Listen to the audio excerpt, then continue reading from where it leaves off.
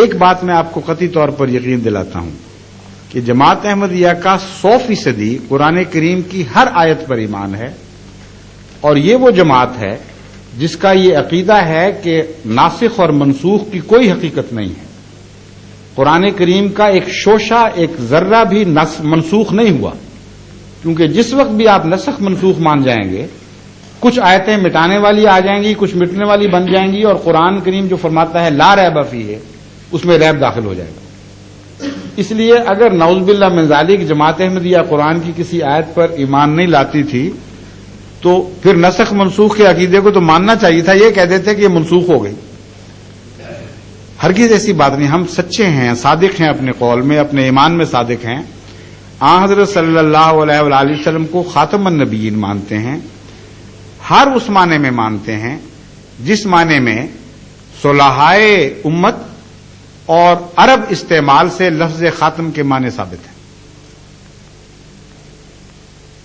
آج اگر عرب علماء بعض مجھ سے بات کرتے ہیں تو یہ کہتے ہیں کہ ہم عربی دان، ہم عرب میں پیدا ہونے والے، تم ہماری زبان ہمیں سکھاتے ہو، تمہارا کیا حق ہے کہ خاتم کے ایسے معنی کرو جسے ہم اعلان کر دیتے ہیں کہ جھوٹے اور غلط، سعودی عرب سے اعلان ہو جاتا ہے، مصر سے ہو جاتا ہے، تمہاری بات ہم کیوں مانیں؟ پھر تم تو پنجابی، تمہیں تو عربی بولنی بھی نہیں آتی۔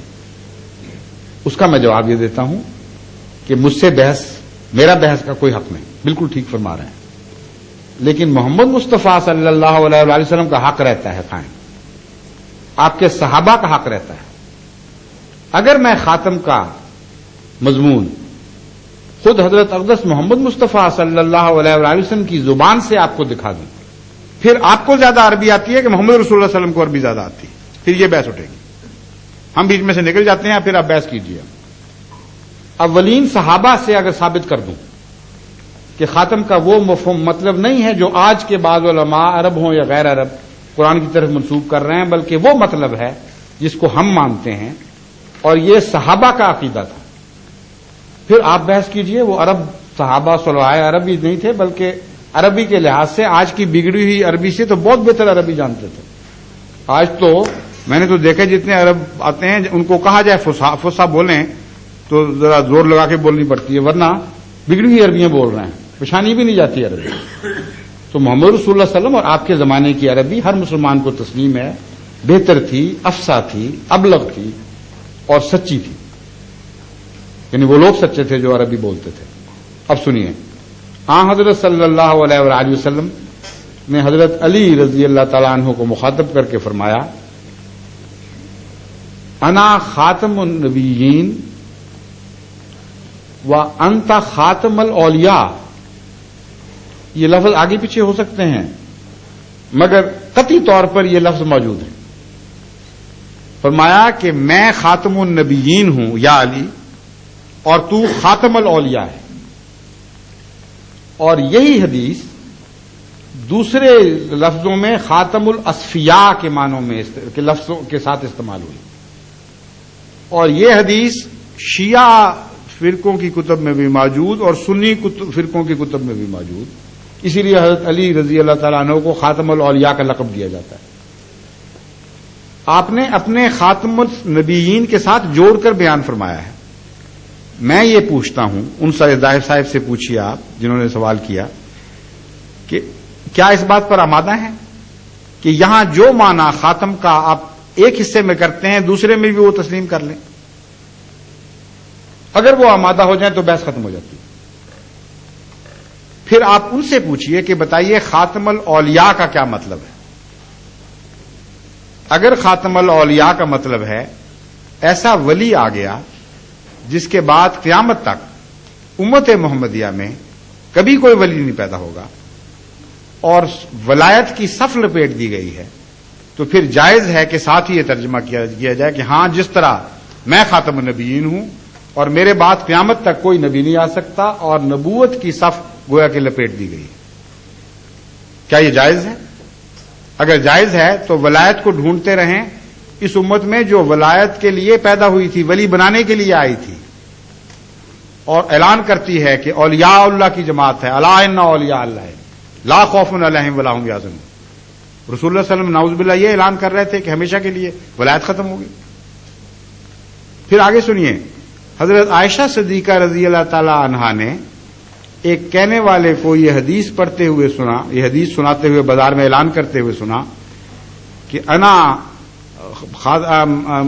لا نبی آبادی، رسول اکرم صلی اللہ علیہ وسلم نے فرمایا ہے کہ میرے بعد کسی قسم کا کوئی نبی نہیں.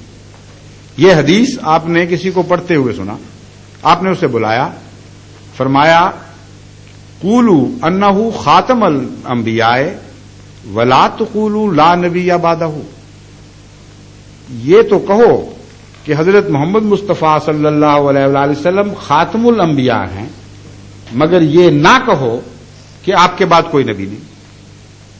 اب حیرت کی بات ہے کہ اولین دور میں وہ معزز ترین خاتون جن سے امت محمدیہ کے علماء کہتے ہیں کہ ہم نے آدھا دین سیکھا، جو رسول اللہ صلی اللہ علیہ وسلم کے ہاں پرورش پائیں، آپ کی تربیت کے نیچے بڑی آگے اور آپ سے دین سیکھ کر دوسروں کو سکھانے والی تھی، انہوں نے کیا محسوس کیا؟ خطرہ، کوئی فرق محسوس کیا؟ آگے چلیے، اسی دور کے عرب کلام کے محاورے کو دیکھیے، آپ حیران ہو جائیں گے یہ دیکھ کر کہ عرب تو خاتم کا لفظ بے دھڑک استعمال کرتے ہیں اور کسی اور معنی میں کرتے ہیں، زمانی لحاظ سے آخری میں نہیں کرتے.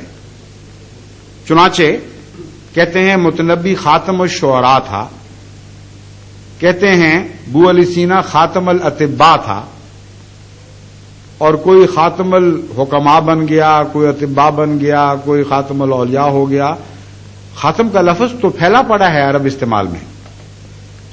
کیا یہ مطلب ہے کہ ابو علی سینا کے بعد کبھی کوئی طبیب پیدا نہیں ہوگا؟ کیا یہ مطلب ہے کہ متنبی کے بعد کوئی شاعر پیدا نہیں ہوگا؟ اگر تقویٰ سے کام لینا ہے، سمجھنے کی کوشش کرنی ہے تو تلاش تو کریں کیا مطلب ہے. مطلب یہ ہے کہ جب کوئی کسی کو یہ کمپلیمنٹ دینا چاہے، یہ اعلان کرنا چاہے کہ میں تجھ سے افضل کسی کو نہیں سمجھتا، تجھ سے بالا کسی کو نہیں سمجھتا، تو آخری لفظ ہے اس میں، لاسٹ ورڈ ہے، تو اس وقت عرب خاتم کا لفظ استعمال کرتا ہے. انسان کے استعمال میں تو غلطی ہو سکتی ہے، متنبی کے بعد بھی اس سے بہتر آ سکتے تھے، لیکن متنبی کو خاتم کہنے والے نے، متنبی کو خاتم کہنے والے نے انہی معنوں میں خاتم کہا کہ میرے نزدیک تیرا مقام شعراء میں سب سے افضل ہے. اور ابو علی سینا کو اطباء میں خاتم کہنے والے نے یہی مراد لی کہ اس کا مقام سب سے افضل ہے. انسان جیسا کہ میں نے بیان کیا، نہ عالم الغیب، نہ اس کو ذاتی طور پر دل میں ڈوبنے کی طاقت، اس کو کیا پتا کہ کیسا ہے، مگر اللہ جب گواہی دیتا ہے، اور اللہ نے ایک بار گواہی دی ہے یہ خاتم کی.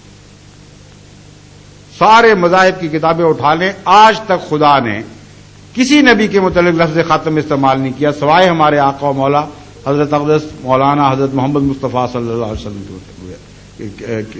کے متعلق. فرمایا ما کان محمد ابا احد من رجالکم ولکن رسول اللہ و خاتم النبیین.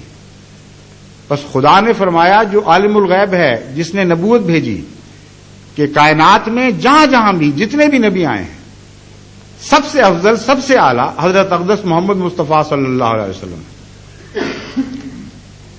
پھر عربوں کو اس بات پر بھی غور کرنا چاہیے کہ خاتم النبیین فرمایا ہے، خاتم النبوت تو نہیں فرمایا. خاتم النبیین، خاتم الشعراء، یہ اسم کی طرف مضاف ہو رہا ہے اور اسم مصدر کی طرف مضاف نہیں ہو رہا. کیا مطلب ہے؟ مطلب یہ ہے کہ جتنے بھی اس گروہ کے وجود ہیں، ان گروہوں میں خاتم ہے. اب خاتم ہے کیا، اس کو جب آپ سمجھیں تو معاملہ اور بھی کھل جائے گا. خاتم انگوٹھی کو نہیں صرف کہتے، بلکہ ایسی انگوٹھی کو کہتے ہیں